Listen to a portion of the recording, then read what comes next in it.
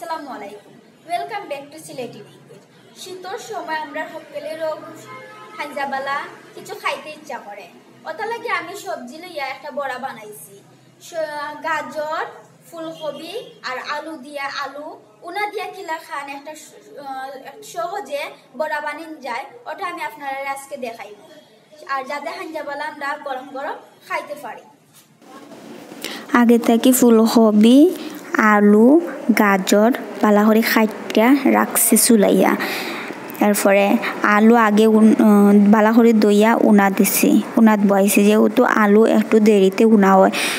গাজর এরপরে বালা করে দইয়া আলু উনাত ফাতিলও দিলাম। গাজর একটু কম হইব, গাজরের চেয়ে বেশি কম উনা হইব ফুলকপি বালা করে দইতে হইব, কারণ ফুলকপির ডেটার ভিতরে ফুক থাকতে পারে। ও কারণে আমি বালা করে খসলাইয়া দইলাম। তারপরে আবার টেপর পানিতে একটা একটা করে দইলাম যাতে ফুক না থাকে। ফুলকপি একটু বড় বড় রাখছি, ফুলকপি আমার একটু গোটা গোটা থাকবো। ফুলকপি গোটা থাকলে দেখতে সুন্দর লাগে। সব কিছু উনা দোয়াত বয়াইলাম। ফুলকপি আপনারা বালা করে মনে রাখবেন যে ফুলকপিটা একটু কম উনা হইব। ফুলকপি যদি কম উনা হয় তাইলে ফুলকপি গোটা গোটা থাকবো, আর নাইলে একদম গলি যাইব। আগে থেকে পেঁয়াজ মরিচ আর ডুলা পাতা আমি খাইটা রাখছি যাতে আমার সুবিধা হয়। এখন দেখলাম যে উনা দোয়া দেখলাম যে আমার ফুলকপিটা উনা দেওয়া হয়ে গেছে। ফুলকপি আমি আগে তুললাম, আর গাজর আর আলু একটু সময় লাগবো। ফুলকপিটা তৈলাম, ফুলকপি এখন বেশি গরম ওর কারণে ফুলকপি তৈলাম। ফুলকপিটা বাটিত আমি রাখলাম যাতে ঠান্ডা হয়। আর আগে ডুলা ফাটা মরিচ পেঁয়াজ ওগুনটিন নুন দিয়া একটু মাখাইয়া রাখি যাতে আমার তাড়াতাড়ি হইরা শর্টকাটে রাঁধে লইতে পারি। পরে ফাতিলো সামনে গিয়া দেখি আমি খাটা চামচ দিয়ে দেখে বুঝলাম যে আমার গাজর হয়ে গেছে। গাজরটাও বেশি পরিমাণের বেশি সময় লইয়া সিদ্ধ দেওয়া যেত না। এরপরে আলুটারে কত সময় পরে আরও আলুটারে একটু দেখলাম, আলুটাও আমার হয়ে গেছে। এখন আমার সব ফুলকপি আলু গাজর হয়ে গেছে। এখন ফুলকপি আলু গাজরের মাঝে পানি আছে বেশি, ও কারণে আমি একটা লাওয়া রাত ফুলকপি গাজর আর আলুর পানি টানাইলাম।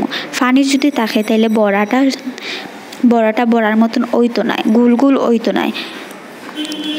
গরম তেলও বাজলে সরি যাইব, তাহলে কি একটু পানি আমি টানাই নিলাম। এখন আমার একটু ঠান্ডা হওয়ার লাগে 10 মিনিট সময় দিতে হইব। আমার ঠান্ডা হয়ে গেছে, ফুলকপিরে খাটা চামচ দিয়া আমি ছিঁড়ে নিলাম। আপনারা বালা করে ও জিনিসটা মনে রাখবা, ফুলকপিরে খাটা চামচ দি গোটা গোটা হইরা জহর তৈব সইব, যাতে ফুলকপিটা একদম নষ্ট না হয় বা লেটা না হয়, গোটা গোটা থাকে। এরপরে গাজর আলু বালা করে আলু ভর্তা আলু চাটনির মতন মাখাইলাম, আর ফুলকপি গোটা গোটা রাখলাম আলাদা। পেঁয়াজ ডুলা ফাটা মরিচের চাটনি দিয়া আবার আলু গাজরের সাথে মাখাইলাম। এরপর গোটা গোটা ফুলকপিটা দিয়া একটু দইনা গুঁড়া দিলাম আর একটু নুন দিলাম। এরপরে 2 মুঠ চাউলের গুঁড়ি দিলাম। চাউলের গুঁড়িটা আপনারা পরিমাণ মতন দেন যেন দিয়া এখন মাখাইলাম। আর আলাদা করে আগে ধনিয়া পাতা রাখছি, ধনিয়া পাতা পরে আমি দিলাইলাম চাটনির মাঝে। ধনিয়া পাতা পরে দিলে একটু দেখতে ভাল লাগে। পরে গরম তেলও ডুবাইল, আপনারা লাওয়া রাত একটু বেশি করে তেল লইবা। গরম তেলও লইয়া গুল গুল খইরা ছাড়লাম। তো আমার বড়ার একটু কালারটা কত সুন্দর আইছে।